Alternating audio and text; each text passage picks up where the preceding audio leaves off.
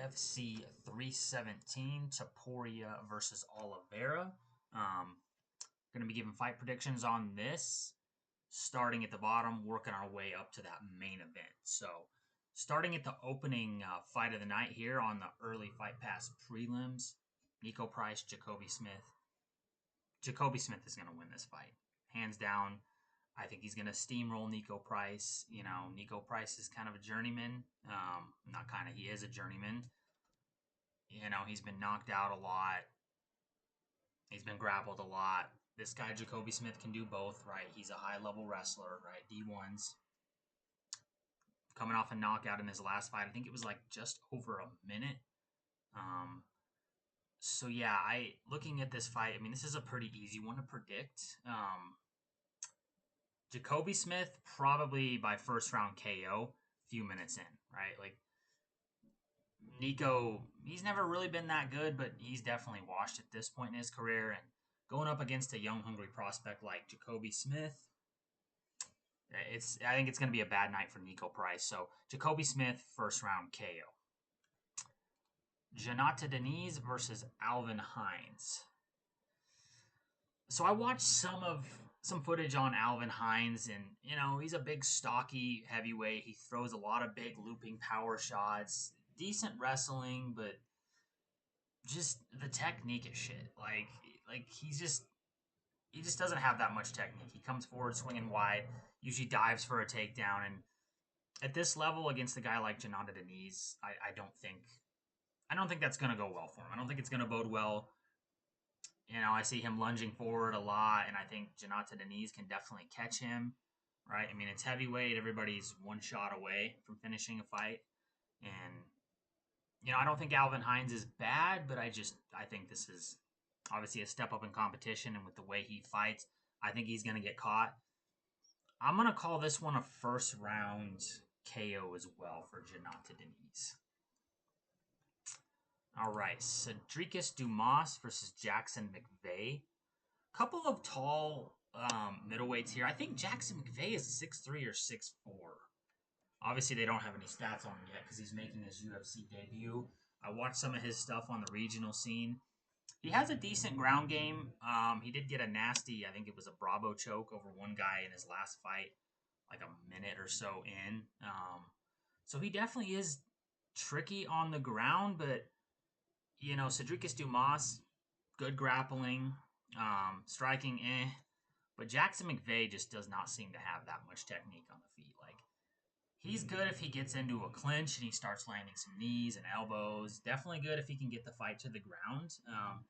Look, I don't think Cedric Dumas is that good, Cedricus Dumas, but I definitely think here he's going to outclass Jackson McVeigh. This is another example of step up in competition.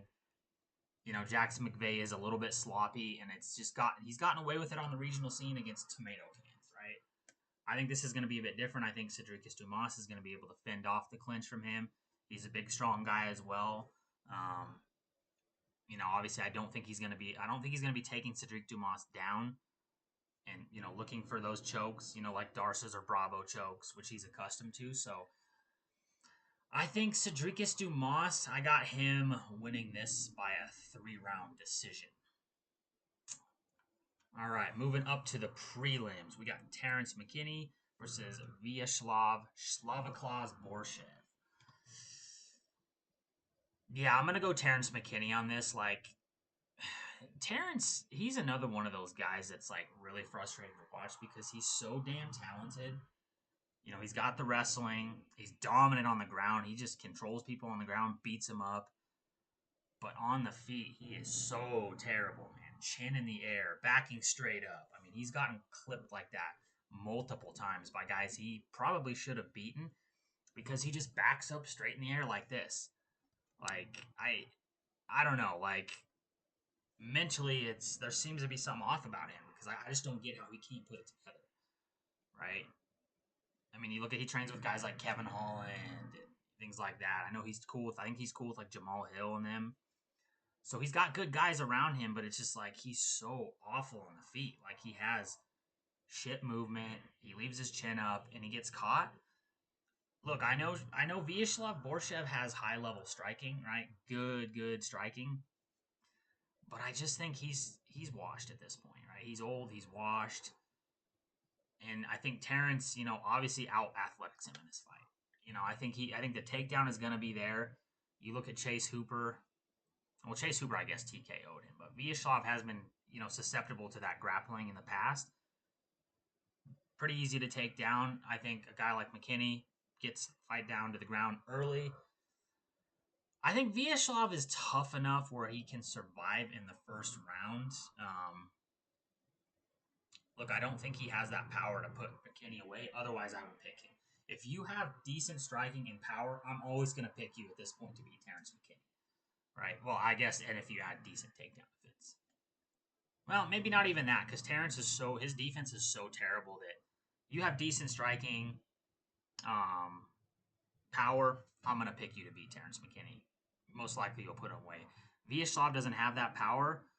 I think he's going to fight off Terrence in the first round, but I think Terrence gets him down in round 2. Most likely gets... I wouldn't be surprised to see a rear naked choke finish here in the second round. So we'll go Terrence McKinney, round 2. All right. Viviane Araújo, Tracy Cortez. Man, this is a tricky one. Both girls just aren't top fighters in that flyweight division, right? Like, they're both pretty mid in my opinion. Viviane Araújo, it's like, I know a lot of people are, well, let me look at the odds. Oh, okay. So people are picking Tracy Cortez. Yeah, it's like you look at Viviane Araújo, every top fight she's been in against like a contender, she's lost, right? So every time she's had a chance to break into the next level, she's failed, right? And it's crazy that I could have swore I thought she was ranked number 8. Guess they don't show the rankings on here. Let me see. Let me click on her real quick. I think she's the number 8 women's flyweight. And I honestly don't understand how she is ranked higher than Tracy Cortez. Because if you look at her fights, okay, yeah, she came off a win over Karine Silva. Natalia Silva, I don't fault her for that. Natalia is one of the best in that division. Okay, she did beat Jennifer Maia, but Jennifer Maia's old, right? Okay. Let's see. Hopefully this loads. I'm trying to see some of her other fights because I was going through it before this video, and honestly, it was every big fight she's been in. Yeah. Okay, Amanda Hebos. Again, another top 10 fighter. She loses, right? Alexa Grasso. She loses. Right? So it's like I'm honestly shocked that she's even in the top 10 because like every time she's had a chance, she's lost, right? Tracy Cortez, it's kind of the same thing, like deceiving record of 11-2 there, right? She's coming off a loss over Rose Namajunas, no shame in that. But like I watch, I've watched a collection of her fights in the UFC, and it's just very mid work, right? Like the striking's not really there. The wrestling isn't as dominant as you'd like it to be. Like if you're gonna be someone who's not the greatest striker, you want to see her being like a Tatiana Suarez, right? Where it's just overpowered wrestling. She can take people down, submit them, beat them, and ground and pound on the, like it's something to counteract the lack of striking. She doesn't really seem to have that dominant of wrestling, and I know a lot of people talk about that wrestling. I just don't see it being that dominant. I've seen her go life and death with like unranked people in the UFC. But I mean, in this fight, I think she beats Viviane Araújo. I think, obviously, I think the wrestling is there. And now Viviane does throw, some haymakers. I don't think she's going to catch Tracy Cortez in this fight. I think Tracy's, the takedown's going to be there for her. And I see I think it's just going to be a very boring, like, tit-for-tat fight. I think Tracy Cortez is just barely going to beat her. It could be a split decision or unanimous. Either or, this fight's going to decision. I got Tracy Cortez. Okay, Hyder Emil versus Jose Miguel Delgado. I think this could be a sleeper fight on the card. Like both these guys are down to scrap, boys. Jose Miguel Delgado, I believe, is coming off a KO in his last fight. Hyder Emil is coming off a really good win over William Gomez. Really solid prospect from France. Really back and forth fight there. It was a solid scrap though. It was a 3-round decision. He got it. I believe it was a split decision. Um, but yeah, I mean, if you look at Hyder Emil's record here, oh, let me pull this up. He's got some decent wins. Obviously, the last one, that's a solid win over Gomez. I mean, the other two guys, not so much. Split decision over William Gomez, but like that's a really solid win in my opinion. I mean, I've seen William Gomez put together some really solid fights in the UFC, so definitely a good win there. Jose Miguel Delgado, second fight, right? Knockout power. Like, I definitely think this has the potential to be a fight of the night war. Um, I'm leaning Hyder Emil on this one because of the durability, right? Like, I know Jose Miguel Delgado, he's got power, good boxing, but so does Hyder Emil. And I think Hyder Emil has got a good grappling advantage in this fight, right? I think he can mix it up, get Miguel Delgado on the ground. It was it might be similar to the William Gomez fight, where it was like really close on the feet, and that difference maker for Hyder in that fight was the grappling and his ability to get takedowns and mix it up. So I definitely think this is going to be a close one. Picking the outcome, I'm going to go Hyder Emil. I'm going to go Hyder Emil round 3 TKO. I think Jose Miguel Delgado, you know, he swings heavy, he blitzes, and I think I could see him being tired by the third round and Hyder catching him and finishing him with strikes. So we'll go Hyder Emil round 3 TKO on that. All right, prelim headliner Jack Hermanson versus Gregory Rodriguez. Kind of a tricky fight, right? I mean, this is a tricky one. It's deceiving because Gregory Rodriguez is coming off a loss, but it's a loss to Jared Cannonier, and honestly, he was beating Gerald Cannonier's ass until Jared turned the tides on him, and you know he kind of gassed out. I think it was round 3 that Jared got him, and you know Jared just turned the tide. Jared, you know, basically put on a veteran performance against him, but it's like, man, this is tricky. Like, I might lean Jack Hermanson, but like Jack Hermanson's coming off a 1-year layoff. I believe he's like 37, 38 at this point. In terms of the wrestling, you know, I just don't think he uses the wrestling that much. He really doesn't, you know. I mean, there's that video he had years ago where he was wrestling Hamzat, like going toe to toe with Hamzat, and it was a super close match, right? It was a super close wrestling match. So I mean, he's definitely got the wrestling. He's a national champion in Sweden. Was a national champion in Sweden. You know, he is a crafty guy. He's a crafty vet. But I think Gregory Rodriguez is going to get the job done here. Like, I think power-wise, grappling-wise, Gregory's got the grappling. A lot of people forget that, you know, just because he puts hands on people a lot. He's a big, strong middleweight. I mean, this is a guy that made Gerald Cannonier look small. I mean, that's how big this dude is, right? 6'3". He does have a bit of a reach disadvantage here, but I think the power is going to make up for it. I think Jack is going to have ring rust. I mean, his last win was over a year ago over Joe Pyfer. I mean, I definitely think Gregory Rodriguez is a step up from Pyfer. I think he's definitely going to have a significant power advantage because, you know, Hermanson really doesn't have power. You know, he kind of just, he strikes at range, lands the body kicks. You know, he's good. He's got good striking, but I think it's just only a matter of time before Gregory Rodriguez puts a hand on him and gets him out of there. So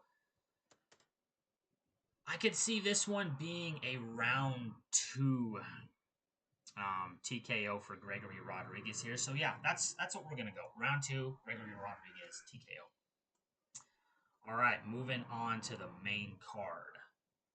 We got Peyton Talbot versus Felipe Lima.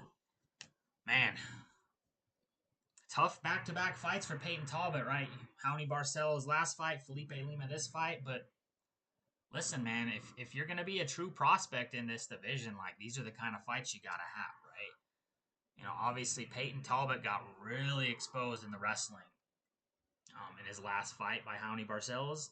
Don't get me wrong, Raoni Barcelos is a national wrestling champion from Brazil. Really solid guy. I do think it's a bad look, though, that Peyton got absolutely dominated by Raoni Barcelos, and Cody Garbrandt had a much closer fight with Raoni Barcelos. Cody Garbrandt, the guy who's won like 2 fights in the last like 8 years, 7, 8 years, was able to put up a better performance over Raoni Barcelos than Peyton Talbot, right? We've known the takedown defense kind of was a chink in the armor, you know, because you look at, I think his debut, the guy, I can't remember who he fought, but that guy was giving him problems in the wrestling, right? Like taking him down in the first round. Ultimately, you know, it didn't stray his confidence, and he came back and put that guy away in round 2. But again, yeah, last fight just got absolutely dog walked by Raoni Barcelos in the grappling. He had no takedown defense, which made him tentative on the feet, which allowed Raoni to come forward and dictate the pace, right? Felipe Lima is a guy who likes to come forward and dictate that pace. Obviously, he's coming down from featherweight, right? Really good wins at featherweight, right? His debut, I think it was on short notice, he choked out Muhammad Naimov. Super impressive. Super impressive. Got the back, rear naked choke. So really solid debut for Felipe Lima. Last fight, got a unanimous decision over Miles Johns. Look, he's got good grappling.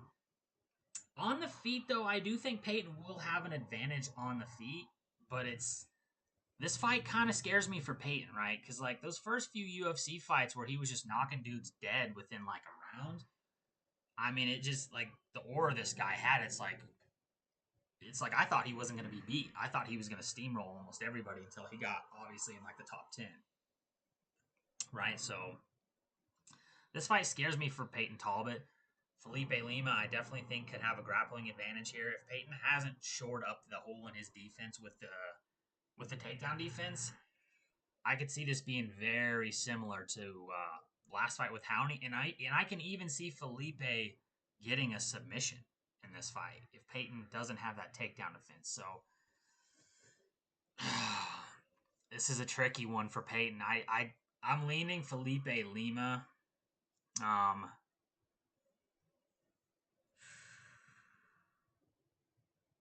I'm trying to think if he's going to submit him or if he's going to win by decision. I'm going to go Felipe Lima. I'm going to go 3-round decision. I was kind of leaning submission late because I think maybe Peyton's coming out here with something to prove. You know, having been dominated in his last fight, maybe he's going to press the action a little bit more, and that might work in the favor of Felipe Lima. I don't know, though. I think Peyton's tough enough and has got good enough defense to avoid the submissions. I don't think Felipe is going to knock him out by any means. Because, like, if you're an intelligent MMA fighter, you have to be aware of the power of Peyton Talbot on the feet. So I think we'll go 3-round decision for Felipe Lima in this one. All right. Brandon Royval, Joshua Van. Man, I love watching Joshua Van. You watch his last fight where he absolutely styled on Bruno Silva, put him away. I think it was the 3rd round. I mean, it was just a boxing masterclass. But man, this is too much of a step up too soon for this guy. Like I would have liked to see this guy like get matched up with somebody in the top 10 before jumping to the number 1 ranked contender in the division. Van is super talented. I do think he has a bright future ahead of him. He's really, really young, right? So obviously, win or lose, he's going to have a bright future moving forward, right? So let's get that out of the way. I don't know, though. I mean, I look at his last few fights. Bruno Silva, yeah, was a ranked guy, but, I mean, that guy is an absolute punching bag. We saw what Manel Cap did to him before that. Like, he's not an upper echelon guy in the flyweight division. Right before that, it was Ray Saruya. Joshua Van's got great, like he does everything. He seems to do everything right. You know, he his takedown defense is on point. You know, he went up against Ray Saruya, who's like an Olympic caliber wrestler and was doing really good with his wrestling defense. Really solid guy on the feet, but you know, first and foremost, like the range, I think is going to be a problem because you look at Van, he's had problems with rangy fighters. Charles Johnson, right? Put him away. That was a taller, like 5'9", rangy flyweight. He had problems there. And Brandon Royval, man, it's just like the experience is so huge in this fight. Van has never fought anybody inside the top 10. Royval has been in the top 5 for years now, right? He's fought for the belt. I mean, this guy's coming off back-to-back wins over Brandon Moreno. He outdueled Brandon Moreno by decision in Mexico City, right? At high elevation. I don't think cardio is going to be an issue for either guy, but like the experience of Royval is just really hard to pick Van in this fight. Coming off those wins over Moreno, Tatsuro Taira, you know, you're not going to probably have, Van's not going to out-grapple this guy. Van's not a grappler. He's going to be on the feet. On the feet, Brandon Royval, I think he's going to be able to use his range well, right? I mean, takedowns, I don't think the takedowns are going to be there. Van has excellent takedown defense, but Royval is going to use the range. He's going to pick him apart. I think it's going to be hard for Van to deal with that, especially with such a jump up in competition. I mean, you're going from what? I think Bruno Silva was 13 or 14th at the time. Van beat him to now, like, essentially a number one contender fight, right? If Van can pull this off, look, I love watching Manel Cap, but like, Van might need to be next if he pulls this off. Or you run Joshua Van, Manel Cap next, right? Which is who he's filling in for. It was supposed to be Manel Cap in this fight, but yeah, man, this is too steep of a climb, I think, for Van. He's a really solid guy, but like, I don't think he's one of those prodigies, you know, like a Hamzat who can go from like number 10 all the way up to beating Gilbert Burns at like number 3 in his next fight. I don't think he's that freakish of a talent to where he can pull this one off. So I got Royval. I think Royval, I'm going to go Royval. I'm going to go decision here, right? I don't think Royval is finishing too many fights, right? Like, last 2 fights are by decision. So yeah, I think it's going to be a decision. I think it's going to be one-sided. I think he's going to pick Van apart at range.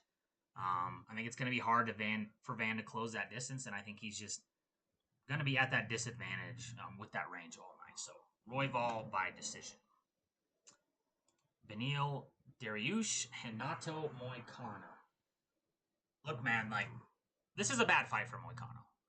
I said that when this fight was originally scheduled, and I'm saying it now. This fight is deceiving because you look at a guy like Beneil who's coming off back-to-back knockout losses, right?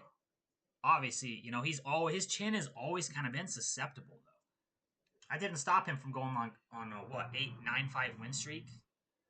You know, and I look at this fight and I just think, what advantage does Renato Moicano have? He really doesn't have an advantage. You know, what's his specialty? Grappling. Beneil is a better grappler than Renato Moicano. You're not going to have your way in the grappling with Beneil Dariush, right? At one point, this was a guy that we were talking about, like, could potentially beat Islam. You know? Look at his fight with Mateusz Gamrot. He stuffed almost every one. He might have stuffed every one of Mateusz's takedown attempts in that fight and just picked him apart on the feet for 3 rounds. He absolutely dominated Mateusz Gamrot. Right? I think a lot of people forget about that fight. Moicano's specialty is grappling. It's not going to be there for him. So, where does that leave him? To play out on the feet. Renato's okay on the feet, but I think Beneil is better on the feet. Beneil can absolutely crack. You know, Beneil has put a lot of guys away by knocking. Right? He hits hard. He's got good striking on the feet. Renato's never really had that power, right? So, I'm looking at this, and I think Beneil obviously, is going to fend off the grappling well. And I think he outstrikes Moicano on the feet. I really think this is just a tricky matchup for Renato Moicano. If you're going Renato Moicano, you're honestly like you're relying on the possibility of him getting a knockout or rocking Beneil. It's possible, but it's highly unlikely here, right? It's highly unlikely because you look at his wins and it's mostly on the ground, right? It's mostly on the ground. You're not gonna have that advantage here with a guy like Beneil with the leveling of grappling of Beneil, right? So look, Moicano's tough.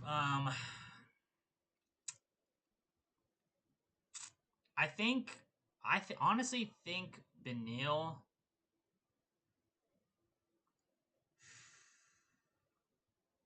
I'm gonna go with Beneil to put him away on the feet. Round 3. I'm gonna go with Beneil to land because like Beneil has a good overhand, man. He hits hard. He hits hard. I know he's coming off knockout losses. Hanato's not that guy who's gonna catch him. He's not that guy. He's not that guy. Hanato is a good, a good elite lightweight, but this is just always, I felt, been a terrible matchup for him, right? You're taking away his strongest advantage, which is grappling. You're taking away his number one skill with a guy like Beneil. So I got Beneil putting him away round 3 TKO. All right, co-main. We got Alexandre Pantoja, Kai Kara France. Kind of a rematch, right? They fought on the Ultimate Fighter. It was close. Pantoja just out-grappled him and got the decision. This title shot's interesting. I think they're really factoring in the fact that Kai was robbed against Amir Albazi a few years back. He should have won that fight, which would mean he'd be coming off back-to-back wins. Last fight, he knocks out Steve Erceg. Pretty solid win there. Look, the guy's got power, right? He's got power, but if Pantoja did not have the chin he does, I might pick Kai Kara France here. But Alexandre Pantoja he seemingly just has an iron chin, right? Like the shots he took from Erceg, some of the shots he took from Moreno, like the guy just, I don't know, he's a damn zombie in there. Obviously, he's got that championship advantage. They say you get X amount better when you're a champion. He's defended the belt 3 times. Beat Brandon Royval, beat Brandon Moreno 3 times. Royval, I think maybe twice. He's beaten Kai on the Ultimate Fighter. And yeah, I just think, if you're going Kai, you're relying on him to somehow be the first man to crack the chin of Pantoja and put him away.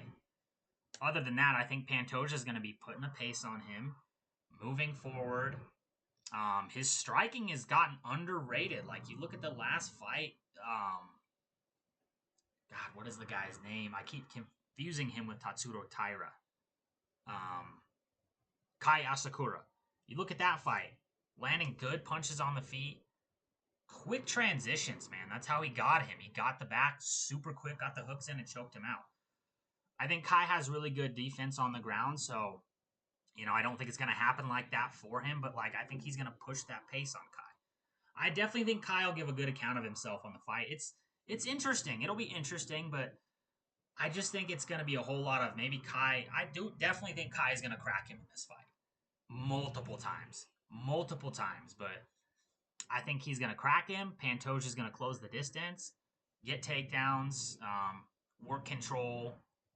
And I don't think he's going to put him away, right? But I definitely think Pantoja is going to control the majority of this fight. Kai's going to crack him here and there. It's not going to phase the chin of Pantoja. And he's going to work his grappling, probably stall out some clock. It might be a little bit boring, in all honesty. It might be a little bit boring because with a guy like Kai, with the danger he has and the power, I gotta sneeze. I can't do it. With a guy like Kai with that power, I definitely could see Pantoja closing the distance, right? Getting in close, closing the distance, grabbing a hold of this guy to kind of slow him down, stall him out. look for submissions, look for ground and pound. I don't think it's going to be exciting as the last fight. I honestly don't. I think it will. Every start of the round is interesting with Kai on the feet because he has that one punch ability. But Pantoja has the iron chin. He's going to crack him. Pantoja. It's going to be exciting in spurts on the feet. And then Pantoja's going to get a hold of him. And then the crowd's going to start fucking booing, right? So I think it's going to be a methodical 5-round decision here for Pantoja over Kai Kara France. All right. Moving on to the main event. Topuria Oliveira. Honestly, it's an interesting fight. But man, it's hard to pick against Ilya. You know what, guys? Ilya told us he's gonna win this fight. He's gonna take his head off. We need to listen to Ilya. Ilya's never led us astray, right? The confidence this guy has is insane. Even if you're beating this guy, there's no deterring him. There's no shaking his confidence at all. This is just unshakable confidence here. Similar to Conor. I mean, I hate comparing the two because he's way fucking better than Conor. Ever was. Because he actually can grapple. He's got way better cardio than Conor. And you look at the last fight of Topuria, he lost one of those rounds against Holloway. Holloway was doing good. Honestly, you look at the last 2 fights, those are tougher fights than Charles Oliveira. Charles is a very tough fight just because of the size and the reach and 5-inch reach advantage he has going into this. The strength, the grappling ability. Look, that's always an X factor with Charles, right? There's always going to be an element of danger on the ground with a guy like Charles. Most submissions in UFC history. Obviously, right? Obviously. But again, this is just one of those fights that, you're kind of relying, as a Charles fan, you're kind of probably relying on him to get into a dominant position on top and get the sub. Or get on Topuria's back and get a sub there. You look at the last fight with Charles and Michael Chandler, he was on the back for a long time and didn't submit Chandler. Now, I know Chandler's a lot stockier and stronger. But still, it's a tricky one, right? Both Ilya's last 2 fights were tougher than this fight, in my opinion. Max and Volk are much higher skill level, much more high IQ than a guy like Charles Oliveira. And I'm not saying Charles Oliveira is dumb. Obviously, he's a future Hall of Famer. Tons of good wins on his resume as well. I think a lot of people think Charles is going to take him into deep waters and drown him here. And I think a lot of people forget that Ilya went 5 rounds with Josh Emmett. 5 rounds with Josh Emmett. I know Josh Emmett isn't on that championship level, but Ilya does not gas out in the later rounds. You look at the beating he put on Emmett. He threw a fuck ton of punches in that fight and beat him down. 50-43'd him for 25 minutes. And that was at a lower weight where, apparently he was cutting a lot of weight to get to 145s. And he went 25 minutes with Josh Emmett, right? I think a lot of people forget about that performance of Ilya and think he's just going to gas out like Conor. And I just don't think that's true, right? I think with the way he fights with his footwork, he's very conservative with his energy, right? You look at Holloway, he was patient. He was taking his time. He can do that for 25 minutes easy. He can close the distance, get in there, land some good shots, get back out, get back in, land some more shots. The way Ilya fights, it's not like he's just going out there and just swinging for the fences at all, right? And honestly, it's he could decision Charles Oliveira. Highly unlikely, but he has that ability. He has the cardio to do that. He's not depleting himself to get to 45s anymore. He's hydrated. He's up a weight now. Not cutting nearly as much as he was. Because he can't be cutting that much. He's a guy, he's 5'7". He can't be cutting too much weight to get to 55s. So, I really don't think cardio is going to be a big factor for him like everybody thinks it is. I really don't. Now, if we look at the grappling, dude, I think it's going to be really fucking hard for Charles to take Ilya down. I know he's the bigger guy. I think Ilya's grappling is extremely underrated, right? He comes from a grappling background and found that he's an amazing striker, right? Like, he choked out Bryce Mitchell, right? You look at some of his other fights, like, he was taking down Josh Emmett. Josh Emmett's a wrestler.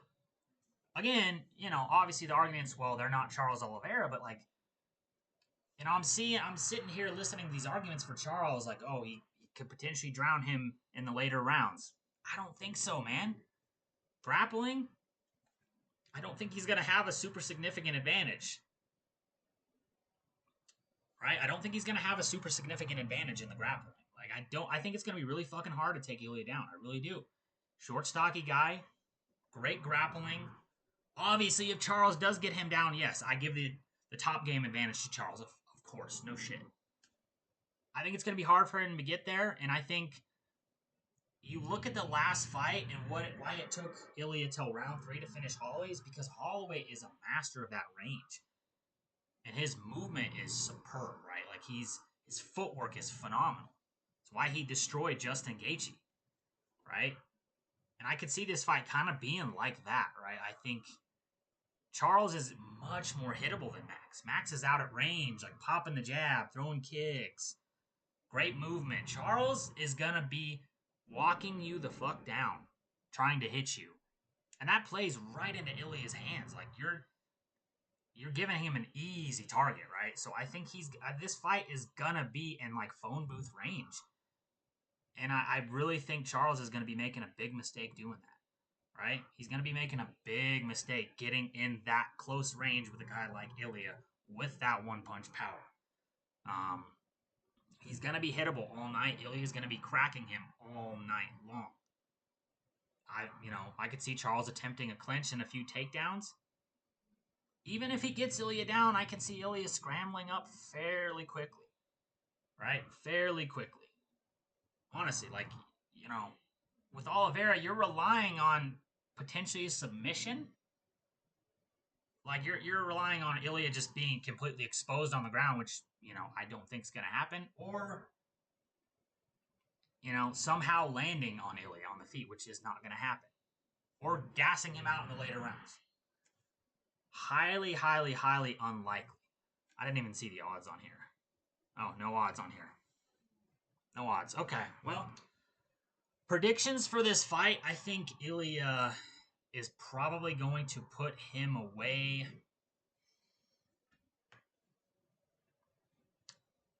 I'm going to go round 2. I think he's going to put him away in round 2. I think he's going to really fucking hurt Charles in the first round. But I think he's going to be patient. Obviously, if he hurts him, I think he's going to follow Charles to the ground. I think he's going to follow Charles to the ground, which is a mistake that guys like Gaethje and Chandler and those guys made. They don't follow him to the ground because they're afraid of the ground game, the submissions, right?